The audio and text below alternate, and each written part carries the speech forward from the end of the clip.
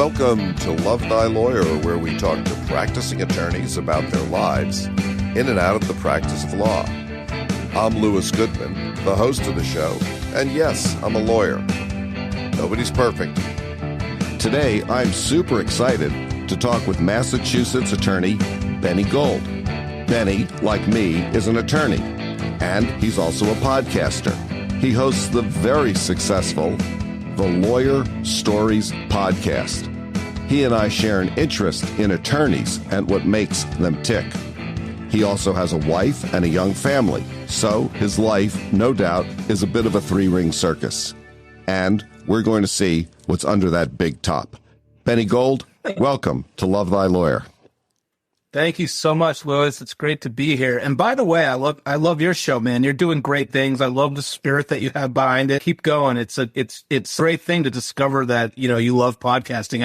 I hope you feel the same way. I really do. I think you do. Oh, I do. That's why I do it. I mean, I do it purely for fun and as an artistic endeavor.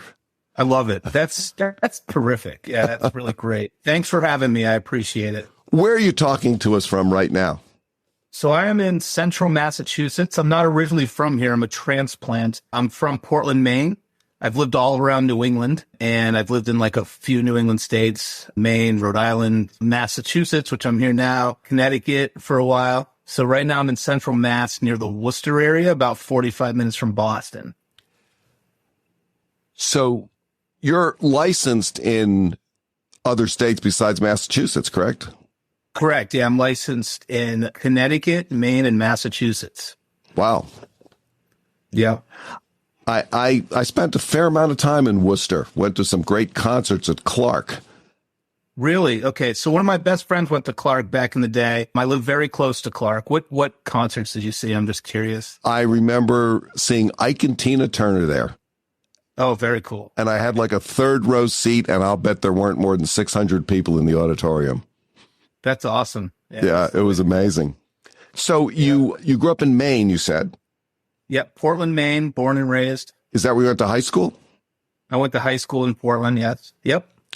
And during high school, the rival Portland High School, but I was on like the outskirts of town, but right in Portland, yes. So what sort of things did you do in high school?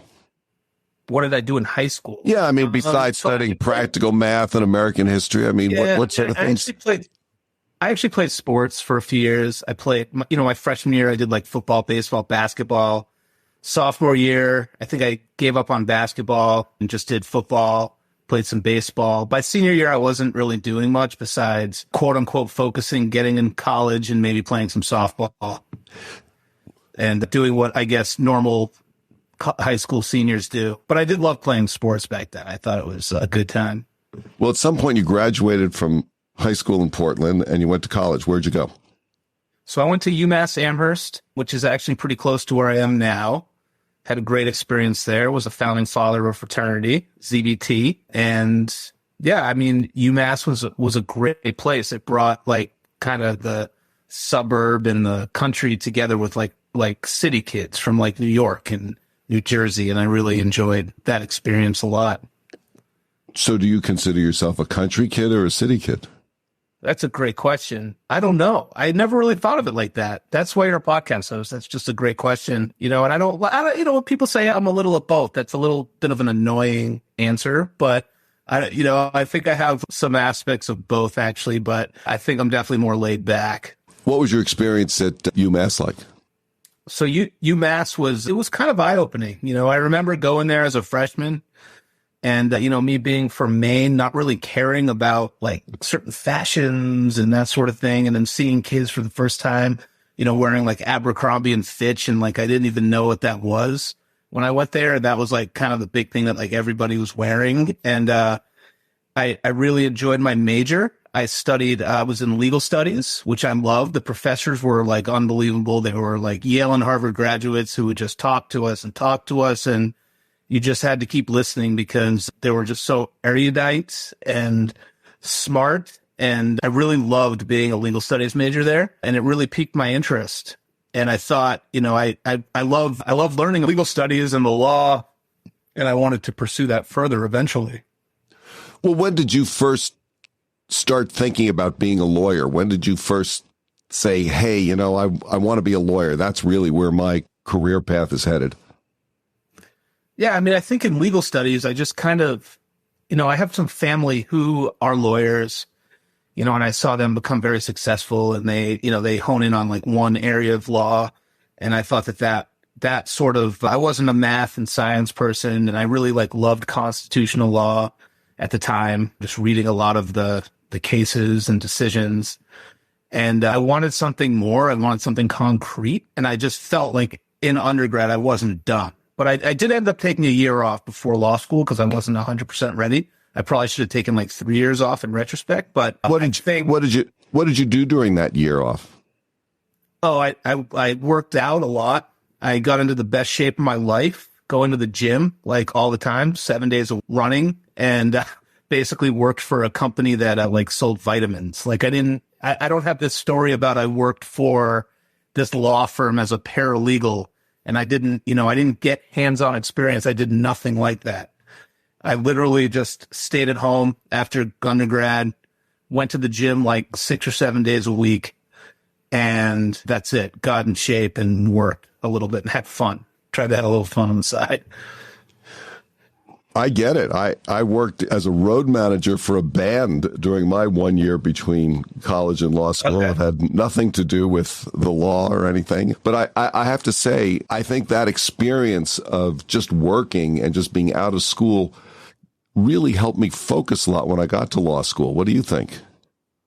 Yeah, I think the biggest thing, so my job that I had before law school wasn't really traditional. I would go in sometimes at 3:00. I would go in sometimes at, depends on my hour, 9:00. I think if you're going to take a year off and know you're going to law school, you should learn a sense of time. Like you should learn that 9 to 5, 8 to 5, how much you can actually be productive through those time. Because when I went to law school, the first thing I realized is like time was so important.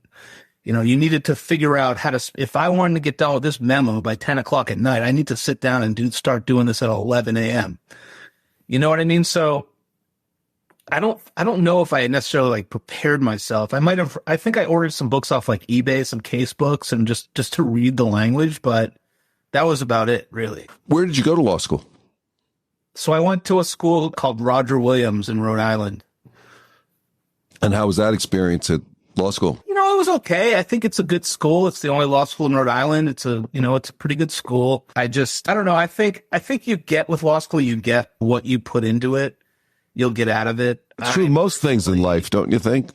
Yeah, I think that's it. You know, I think I probably could have used like 4 or 5 years off before I went back. Although I think it would have been very difficult if I took more time off. It still was difficult. And the experience for me was, I don't have any regrets in life because it all led me to where I am, like why I wanted to start Lawyer Stories, like, you know, because of my experience in law school. But I kind of wish, well, not wish, I kind of would have been nice if I had a little more guidance in law school, meaning not going and saying, hey, I need like a internship or something like after my first year. I'm not a big law person, like, and them saying, well, you know, you should probably get your grades up first, you know, that sort of thing. So the experience wasn't, I can't say it was, for me, it was definitely different than other kids. When you got out of law school, you obviously started working in the legal profession. Can you kind of walk us through your experience of getting out of law school, getting that first legal job, and then kind of where you went in your career as an attorney?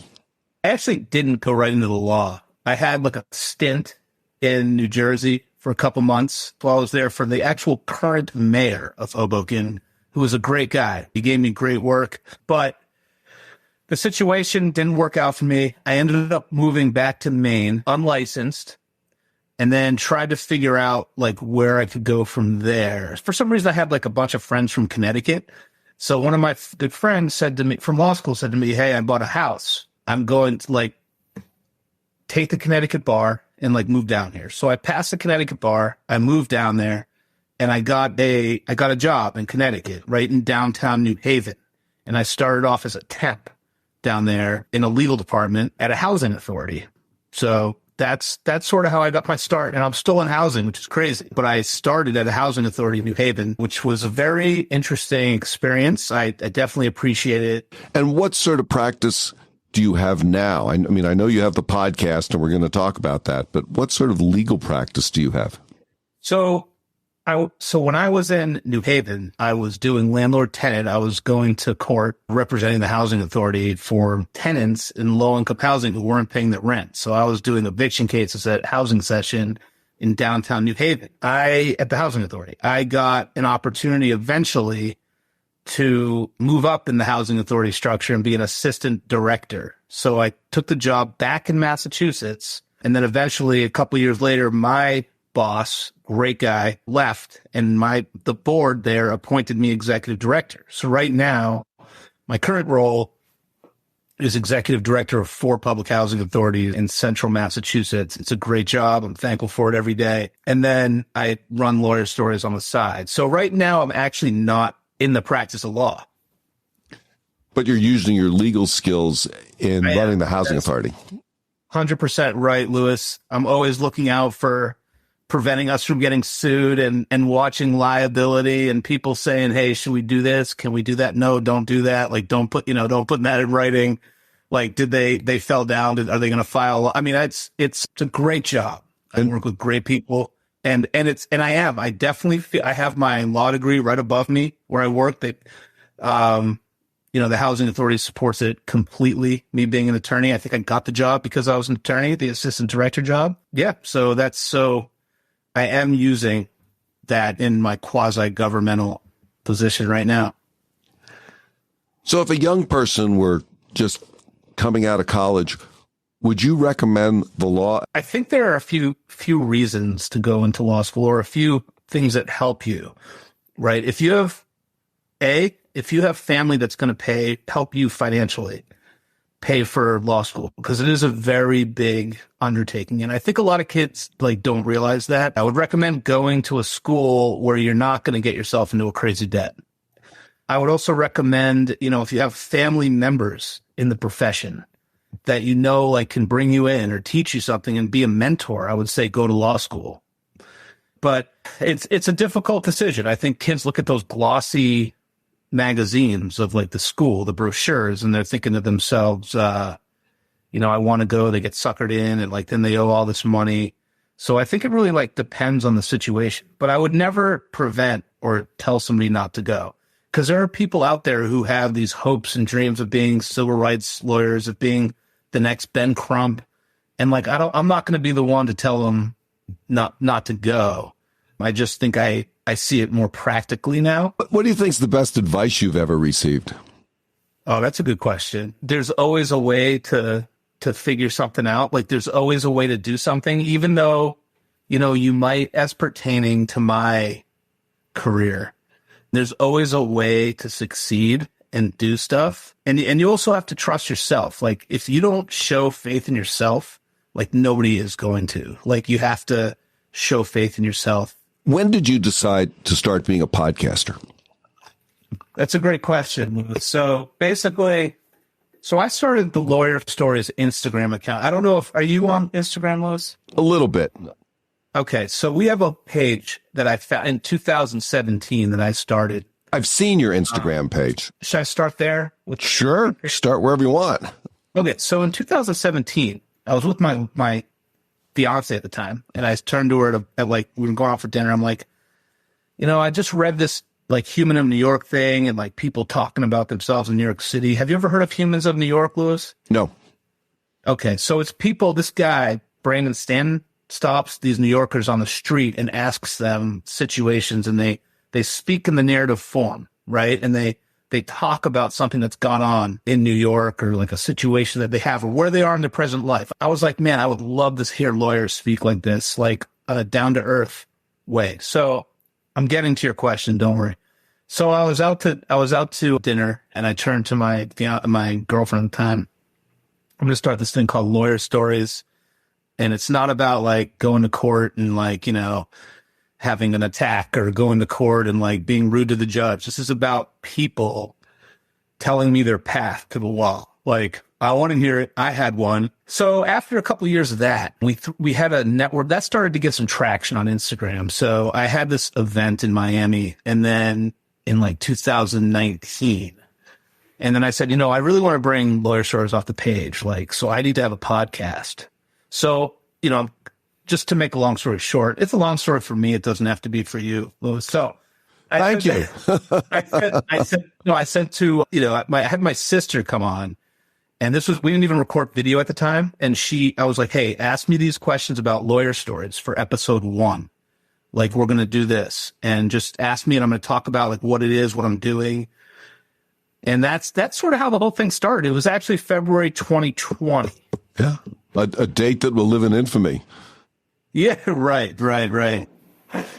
So yeah, that's just how it started. And then I started with a couple people that I knew, that I had met on Instagram, that I felt comfortable with, that were really nice and that were sort of supporting what I was doing. And I said, come on my show and this is what I'm doing now.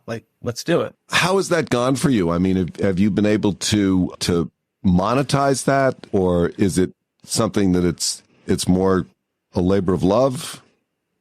So the big thing is, Louis, is this whole Lawyer Stories thing started as a passion project from a guy who has a big heart and a guy who wants to legitimately hear what people have to say, using what I think is emotional intelligence and helping people talk about their mission and their journey. But after a while, now I have 2 kids, and it's I have people emailing. I have legal marketers who email me, which is amazing. And I have people emailing me about wanting to come on the show. And we do have a podcast package. We have a good following on Instagram. We have over 50,000 followers. We have a following now on, 8,000 on Facebook, couple thousand on it's a social media thing. We package it up. So we have podcast packages. However, I try to give people as much value as possible, as much value as I can. It's not really traditional to charge for a podcast, but I've monetized it through, our email list, email marketing, email, social media posts. People generally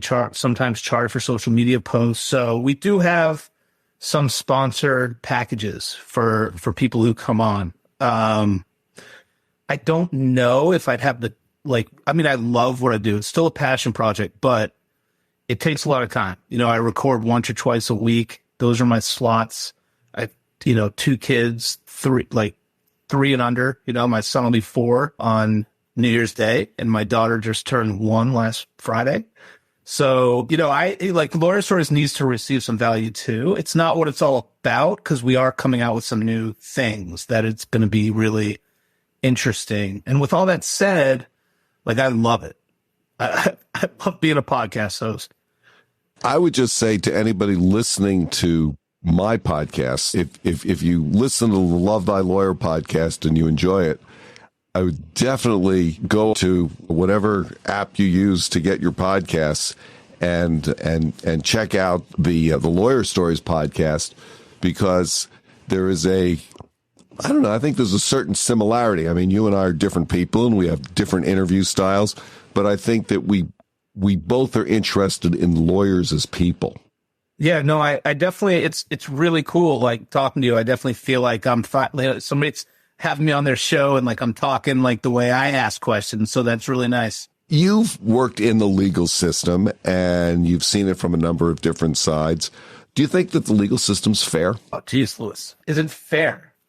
The thing about the legal system for me is it takes so long to get justice. I don't know if it's fair. I don't want to say it's unfair. I think it's too slow. I think it needs to speed up a little bit. Justice delayed is justice denied. Yeah.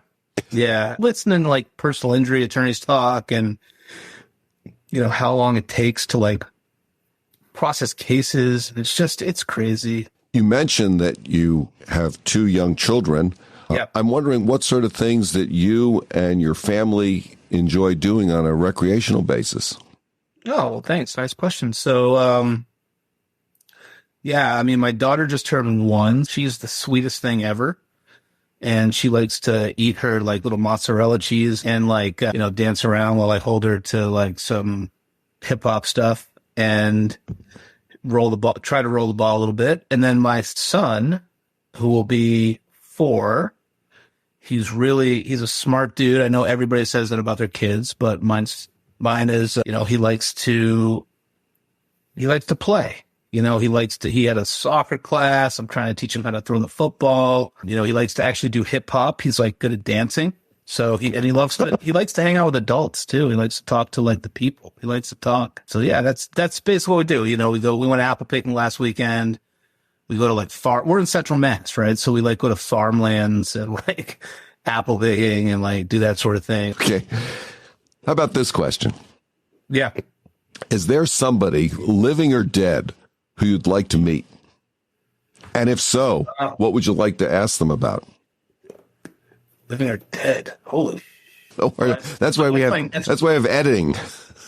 No, I know. And that's why I should have looked at this question beforehand. Yeah, here's the thing. I never met either of my grandfathers. My dad's father, I never met him. My mom's father, never met him. Actually, her maiden name is Shane, and we named my son Shane. So, I never, those two people that I've never met, I would love to talk to them we're on podcast and get some info from them. But those would probably be the two people. If I change the question to, is there somebody that you never met that you'd like to meet? Yeah, that's a great answer. I like that. Thank you. All right. I like that. Good. Are there any books or movies about the law that you've enjoyed that you would recommend to someone? Yeah. So I will talk about the movie that I actually asked Dershowitz on our podcast about. It's called The Paper Chase. Have you seen it, Lewis? Oh yeah, absolutely. Oh man, I love it. That was she was my girlfriend at the time, Karen with a C, who's now my wife. I made her watch that with me, in my apartment in Leominster, Mass. So I was like, this is one of my favorite movies. We're going to watch it. It's really cool.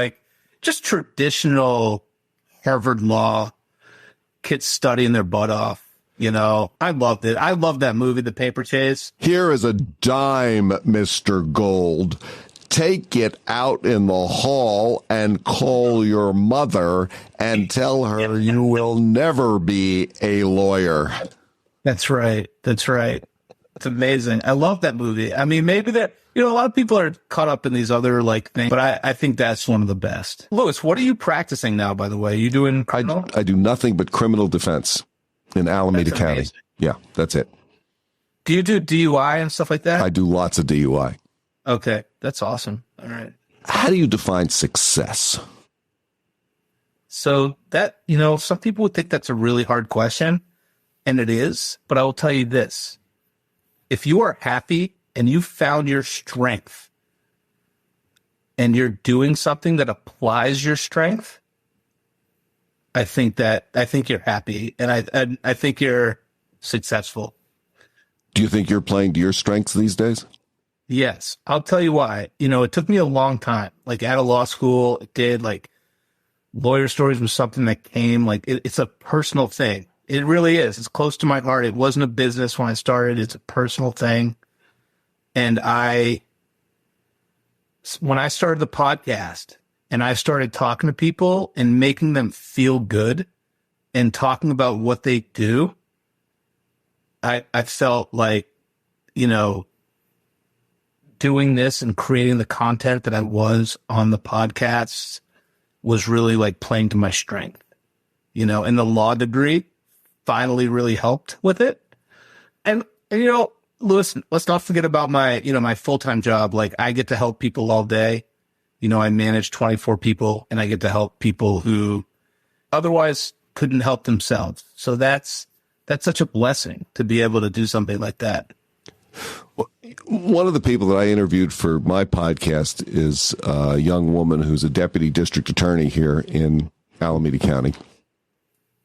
And she was saying how somebody said to her, well, what are you going to do now? Now you've been a DA. Now what are you going to do?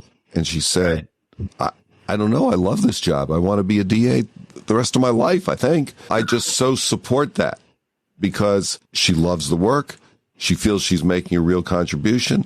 And to me, that's just a huge success story. Oh, she's 100%. You know, WON. what is it that you really like about talking to lawyers? So legal studies at UMass was sort of about the law. It wasn't in the law. And they taught us, we read a book, like we read books about the law and like law school and I just love hearing about their experience. I love hearing if what happened to them as a kid connects to what they're doing today as a lawyer, what like an immigration attorney who emigrated with their family, or a criminal defense attorney who had issues with the law, like early on in life, or knew somebody who did. I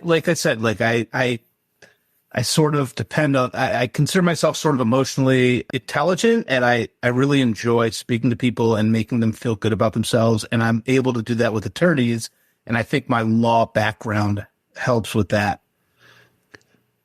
Let's say you came into some real money, let's say $3 or $4 billion. Billion, huh? Billion, yeah, with a B. What, if anything, would you do differently in your life? Yeah, that's a good question. Just make sure everything's all set, and then like probably look with my family, and then like do whatever I wanted, like have a house here and there, maybe. I mean, to some extent, that question could be rephrased as, if money were not in any way an issue in your life, what would you do? Oh, I don't know. That's a tough question. Like, I feel like I'm supposed to say something that I'm not saying. No, it is a tough question. I mean, I ask people that question. I would just, honestly, I think like I would make sure the people I love and trust the most are like secure. Like, cause you only go around once. Like, you want people to be happy and secure and not like stressed out, Yeah, no, I do know. I mean, I ask people that question because it's something that I struggle with in my own mind. Just in the sense of, I think a lot of times we put limits on ourselves because we say, oh, well, I can't do that because it's too expensive, or I don't have the means to do it, or things like that. And then when you think about it, you go, I could swing that if I really wanted to. And I just sort of wonder in my own life, like what sort of things I would do differently. And what would you do differently? Have you thought about it? Oh, yeah, I've thought about it a lot. I would like to get the people who are around me and who work for me, I would like to pay them more money. Yeah. I would, as you say, I would make sure that my family was well set. And, when I talk to people, a lot of people talk about, philanthropic things that they would do. And I'm not really that interested in the philanthropic part of things. I don't think that's what makes... That's totally honest. I think it's great. I mean, that part of the question doesn't interest me that much, other than to say I would really like to put a lot more money, if I had it, into the East Bay Regional Park System, because I think it's just a wonderful asset for people who live around here, because there's open space and there's trails and there's woods and there's beach access. If I had that kind of money, that's the charity that I would probably put it towards. One of the reasons being is because that's something that I use personally all the time. Yeah. But yeah. Well, I like that about the philanthropic thing, because people say that, but then when it actually happens, like what's the chances? Is it really going to remember that and say, hey, I'm going to give all my money to this and that? Like, you never know. Yeah, I'm sure I'd give some of the money away, but because $1 billion is a lot of money. But I just think of what, as I say, it's like, I think it's a way of thinking about what is it that holds you back from doing things, Yeah. If you had a magic wand, there was one thing in the world, the legal world, the podcasting world, or otherwise, and you could change something, what would that be? Just having everybody on my show that I want, basically. I'd wave that wand and be like, come on, man. Like, do you know who I am? Like, come on the show. I'm Benny Gold. I'm Benny Gold. Come on, man. That's it. Or I'd get more views and have people look at actually watch the thing. That would be cool, right? Let's say you had an ad on the Super Bowl? Somebody gave you 60 seconds on the Super Nice. Bowl. That's a great question. I like that one, Lewis. Yeah. What would you make your Super Bowl ad about? Well, I mean, can I have people in there or no, like with me, like celebrities? Sure. Like celebrities, like in there wearing like Lawyer Story shirts and hats and, like, what's your story type of thing. Follow us, at lawyer_stories. I'd be curious to actually see how much traction that got for like a Super Bowl ad. Like, will people actually like go and follow us? I don't know. Yeah. Let me know if you do it. Yeah. No, I don't think I can do that right now, but question. Okay. So, Benny, if someone wants to get in touch with you, let's say they want to talk to you about the Lawyer Stories podcast, or an attorney who's a superstar wants to be on the Lawyer Stories podcast, or someone wants to know something about it, or they want to talk to you, what's the best way to get in touch? Yeah, sure. Go check out our Instagram page at lawyer_stories. We're also on Facebook /Lawyer Stories. We're also on Instagram, Lawyer Stories. I'm sorry, not Instagram. I meant to say LinkedIn. You're on all the major social media platforms. We have our podcast. We actually have a video podcast on YouTube. We have a YouTube channel. Check us out. Just type in the YouTube field. How about a website? Is there a website? Website, yeah. TheLawyerStories.com. So it's TheLawyerStories.com. And I assume that if you Google TheLawyerStories.com, you have no trouble finding that. Is that correct? No, hopefully not at this point. I don't know. But you check it out. Let me know. I had no trouble finding it. All right, good. Very good. Is there anything you want to talk about that we haven't discussed?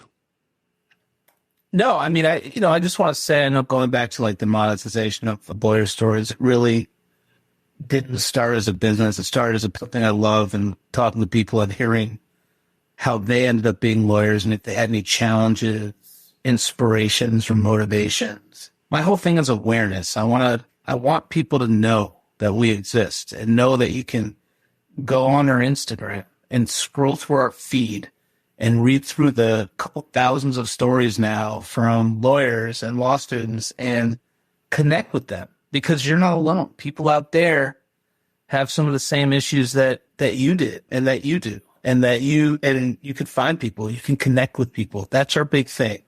We want you to connect with each other, and that's what we're facilitating.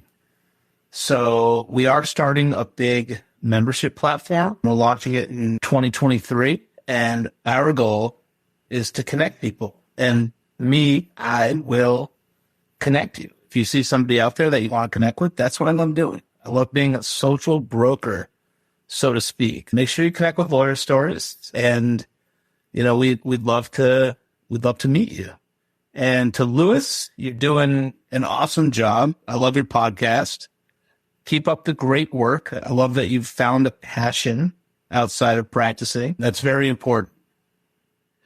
Yeah, I think it is. And I find that our podcasts are similar to each other, and some of the questions that you've come up with to ask your guests are similar to the questions I've come up with to ask my guests. And I really wanted to get you on and to talk to you on this podcast ever since the first couple of times that I heard yours. Thank you so much. I apologize if it was difficult. I've run it's a hustle, and I know you know that too. Everybody's busy. Nobody wants to hear that somebody else is busy, because we're all busy, right? But I appreciate it a lot, Lewis, for letting me come on, talk about Lawyer Stories. You asked great questions, thought-provoking, and I really had a good time. Benny Gold, thank you so much for joining me today on the Love Thy Lawyer podcast. It really has been a pleasure to talk to you. Likewise. Thank you, sir. That's it for today's episode of Love Thy Lawyer. If you enjoyed listening, please share it with a friend and follow the podcast. If you have comments or suggestions, send me an email. Take a look at our website at lovethylawyer.com, where you can find all of our episodes, transcripts, photographs, and information. Thanks to my guests, and to Joel Katz for music, Brian Matheson for technical support, Paul Roberts for social media, and Tracy Harvey. I'm Lewis Goodman.